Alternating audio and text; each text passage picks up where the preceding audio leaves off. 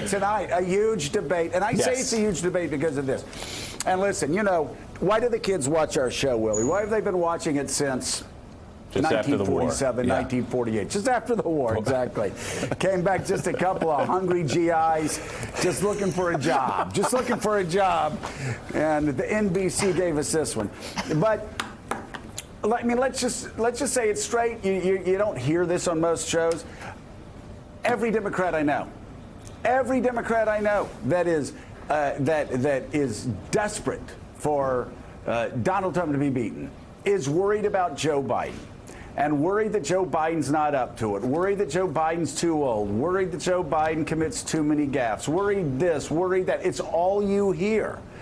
And now a lot of Democrats are saying, oh, my God, we're going to be stuck with Elizabeth Warren, which I think a lot of the Democratic Party would be very excited about having Elizabeth Warren as their nominee. But right now, the overriding fear is that Joe Biden is not up to the task of running for president.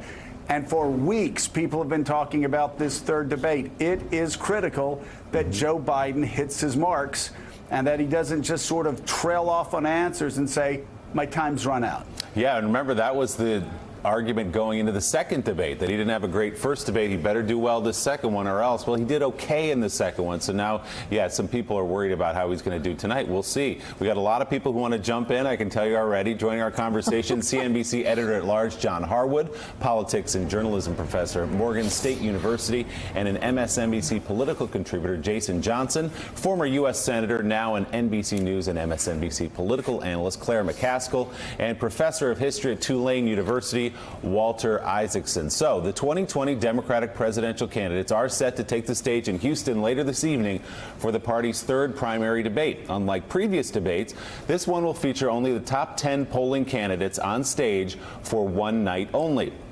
So here's the order. Senator Amy Klobuchar, Senator Cory Booker, Mayor Pete Buttigieg, Senator Bernie Sanders, former Vice President Joe Biden right there in the middle of the stage, flanked by Senator Elizabeth Warren.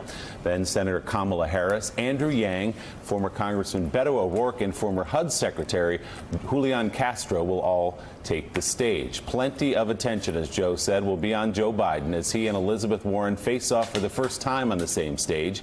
Speaking with NBC News, Biden's advisors pushed back on the idea the debate would be a showdown between the former vice president and the Massachusetts senator, saying they expect he's more likely to face direct attacks from others on the stage.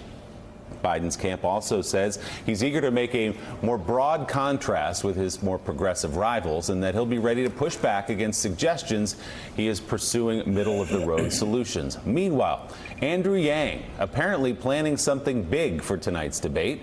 A senior campaign official tells NBC News he will do something unprecedented on stage. But they wouldn't elaborate. That makes me nervous. Makes me very nervous. I had the same thought. Jim Morrison said that before a Miami concert in 66, 67. I don't want to see unprecedented things on stage. We know how that ended. I know. Hit your mark and walk off the stage. All right, so Claire, are we overstating the importance of this debate to Joe Biden? Yeah, kind of. And I think you're overstating how worried everybody is, too, frankly, Joe. No, I'm not. No, Claire, listen, I know that you are a highly respected person in the Democratic Party, but we can't let you, shovel BS around on our set, because everybody's saying it. Well, first of all, just as many people are saying that they're worried about a nominee that's too left. So there is I'm not saying there was no conversation about it, Joe. I'm saying I think you overstated it. And let me finish my thought, and then you can jump in and we can go back and forth. This is what we're here for, right? Thank you so much for telling me how I can run my show. Go ahead, Claire. All right. Got that down. You know, Claire, can I just say this, Claire? The Cardinals win a couple of games in a row, and suddenly you're insufferable. Now, listen, we've lost the Cardinals, so that's okay. We've lost the last two games. Right. I've always been insufferable, Joe. This is not something new. I've always been insufferable. So here's the thing. Joe Biden has withstood a media narrative that from day one was he's old, he's a gaffe machine, he's yesterday's news, he can't get anything right. This has been the media narrative on him. And frankly, it has been like a blanket over him from the day he started. His polling numbers surprisingly have held up very, very well. Yes, as the country got familiar with Elizabeth Warren, she has done better. And Bernie is kind of stuck. But the point is that I'm not really aware of another candidate. Keep in mind that Bernie is older than Joe Biden. And keep in mind that he has always been somebody who's said things weird through the years. This is not new. This is not a function of his age. This is a function of Joe Biden being Joe Biden. And when you look at polling, internal polling, and focus groups, you know what? People kind of like it. They kind of see him as unscripted. They see him as somebody who is more genuine. So I agree tonight's important, but frankly, there's just as much pressure on Elizabeth Warren as there is on Joe Biden. And think of the pressure on Bernie Sanders. I mean, he is not getting mentioned in a lot of paragraphs as, you know, one of the two that is going to battle this thing out, and that's got to be driving his folks crazy. Well, I think we have a poll out. Alex, don't we have a poll out showing that Bernie's actually in first place now in New Hampshire? There we go. Yep. New Hampshire Democratic primary. Franklin Pierce Boston Herald poll shows Bernie in first place right now comfortably by 8 points. These polls obviously were still 5.5 months out. But it certainly shows that the race is much more fluid today than it was, say, 2 months ago when Biden was ahead in all of these early states. Now you have Bernie, Elizabeth, and Joe Biden all together there. Walter Isaacson, I think I need to explain a little bit more. Again, I'm a former Republican. I am an independent. I am most definitely not a Democrat whose ideology matches up with most of the people on the stage. So what I'm hearing are for rank and file Democrats, lifetime Democrats, who are basically saying if Biden doesn't get it together, we're going to be stuck with Elizabeth Warren or Bernie Sanders and may lose to Donald Trump. And they're not saying that because they don't like Sanders or Elizabeth. They're saying that because they can't stand the thought of 4 more years of Donald Trump. And it seems to be, based upon what I hear day in and day out, a rising concern of Biden's fitness to run for president and take on Donald Trump. I think what you're going to see tonight, is whether or not, as you put it, Biden can really hold his own. I think he can. I was looking around myself yesterday. I was making more gaffes than Biden did in a week. But the media narrative is he forgets names, he makes mistakes. If he holds his own, I think you're going to see a group of elected officials, people like Rahm Emanuel and Mitch Landrieu and others, try to rally okay, Joe did fine. It's now time to put our money in raise money for him and support him. Not that will get him the nomination, the establishment of the party coalescing around him, but I think you'll see a rallying around Joe Biden. I think that it has been an unfair media narrative. I'm on Claire's side on this one, because I think Joe Biden is very sharp. I mean, if you listen to him and talk to him, it's just that in any given day you can find a gaffe and exaggerate it. So we'll see what happens tonight. But if he comes out okay, he's more authentic making a gaffe than Kamala Harris is executing a scripted attack. And people feel, okay, I know Uncle Joe. He's authentic. Yeah, and Willie, I mean, listening to Walter Isaacson right there, he used the false modesty, which is the rhetorical armor of the Southern gentleman. Well, I made more gaffes just in the last sentence Joe Biden's made since it has the odious smell of truth to it, though. I was counting them yesterday. I forgetting my wife's name. It was pretty hard. I was going to talk. I don't know if I'd admit that on TV. Wow. He's probably watching. Joe, you know what stuns me is this. Hold on. Let's just let that just linger out there for a second. Kathy, what Walter just said. Not true, Kathy. Joe, I want to go to the gaff thing. Kathy. We have a president that on a daily basis gaffes, to the nth degree. I'm with Claire and Walter, but I do want to let you run your show, so I'm not going to be insufferable. But really, you are insufferable too, Donnie. Donnie definitely is in the insufferable category. I am. Well, that's a nice word for it. I could actually say something right now, Donnie, but I won't. Go ahead. Thanks for letting me run my show. Go ahead. I lost my train of. I actually. Gaffes. Gaff. Okay. I actually think you know what? Donnie can't be the Democratic nominee either. He just forgot what he was going to say. I do think that people see that there's a charm to it. And I also think there is a certain lens with which people look at Biden that he gets a pass. They want to beat Trump so badly, and to your point, people are so worried about Elizabeth Warren and running a socialist, or what Trump can brand as socialist, that I think he, at average, wins. I think people are going to lens, they want it so badly that I think he gets a lot more of a pass than anybody else would. And I think that makes him a bit more Teflon to the things that people are concerned about. Well, I think so. And, you know, Willie, people do know who Joe Biden is. They like Joe Biden. He may be the perfect anecdote to Donald Trump. And Donnie is right that for every gaffe Joe Biden may have, for every so-called senior moment that Joe Biden has, Donald Trump seems to have 5. I mean, he was stumbling around yesterday when he was talking about vaping.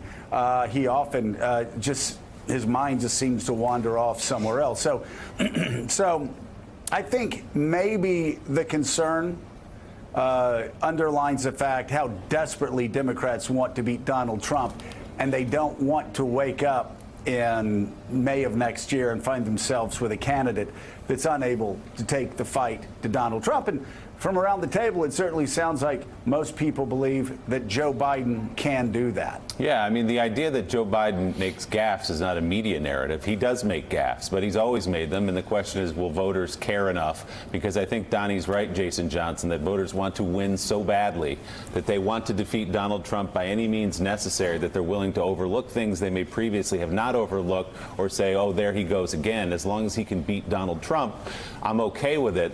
The problem is, in the case that maybe Elizabeth Warren will make, and Bernie Sanders as well, is that if you look at head-to-head polling, whatever value you put in that, they can also say, wait a minute, I can beat Donald Trump too. Yeah, look, if I can get there by Acela and car and plane, then I start looking at which way is more comfortable, right? And that's what's happening right now with the Democrats. You have 3 potential candidates. You got a recent poll that says Bernie Sanders could potentially beat Trump in Texas. So Democrats have options in ways that they haven't in a long time. But I will push back a bit on this. I've never seen a presidential election, never studied a presidential election where you can win by voting against somebody instead of in favor of your guy. If all of this energy is about we think Joe Biden can beat Donald Trump, then Donald Trump's going to get reelected and be right back in office in 2021. People have to be passionate about Joe Biden. And I think what's happening with this, with the gaffes, it's kind of like if you saw like a short preview of a Tarantino film, you'd think all they do is cuss, but then you actually have to watch the whole movie. It's like, oh, there's some plot here, right? That's what happens with Joe Biden. All we see is highlights of the gaffes. We don't see the previous 45 minutes where he's charming and he's engaging and people in Iowa really like him. That's why he's still doing well in these state polls, but nationally people may question him. So on the ground, his game is still strong, and I don't even think he's going to have to do much tonight. As long as he doesn't fall over himself and stumble and spill water on his shirt, he'll probably still win. Hey, John Howard, the issue's been put on the table here by a couple of people, the coverage of this campaign. If you go out there, as you've been out there, you've been to rallies, I've been to rallies, the coverage of the campaign in terms of the coverage of Joe Biden seems not to match the country, in a sense, at least some of the rallies I've been to. People are not upset about the gaffes or anything like that. What's your view? I would reverse the burden of proof a little bit. I think it is less Joe Biden having to prove he's fit than other people or events proving that he's not fit. For all the talk about this strong media narrative and the negative coverage of his gaffes, the numbers haven't really moved. He's been in a pretty stable position. Clearly, his strength among African-American voters, especially older ones, has been very stable. That's what gives him a big lead in this race. Now, it's vulnerable to setbacks. If he should lose Iowa, lose New Hampshire, he's not going to have that same support in South Carolina.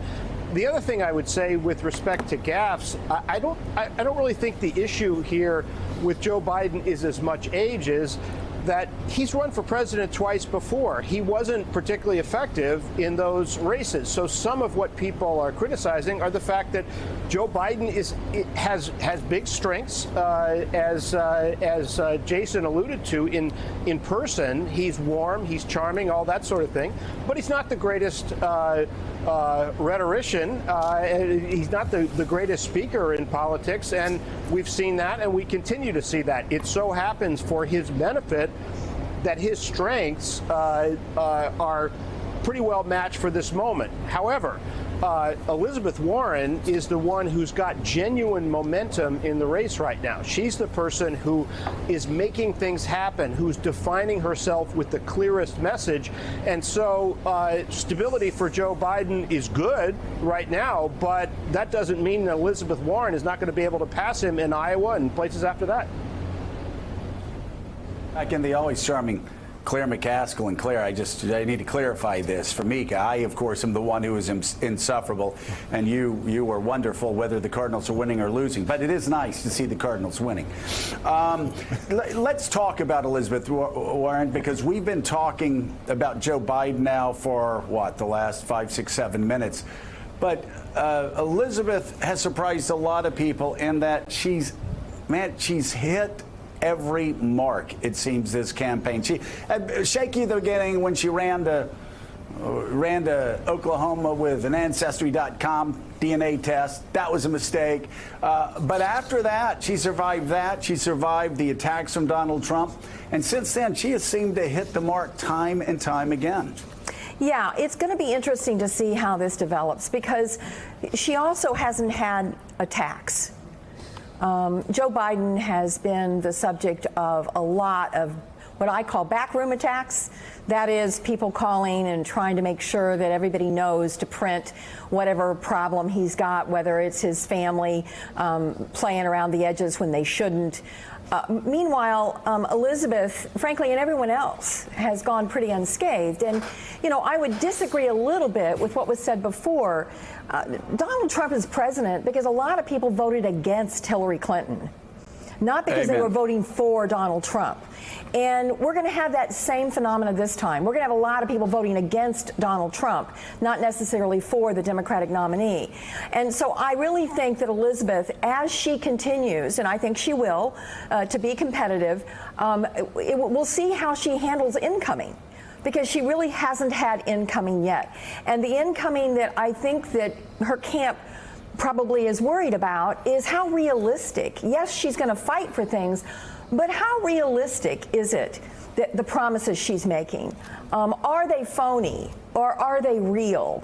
And the last thing in the world that you can get away with right now is running for president, making a lot of promises that frankly aren't realistic, like free college for everyone or like doing away with private insurance in the workplace.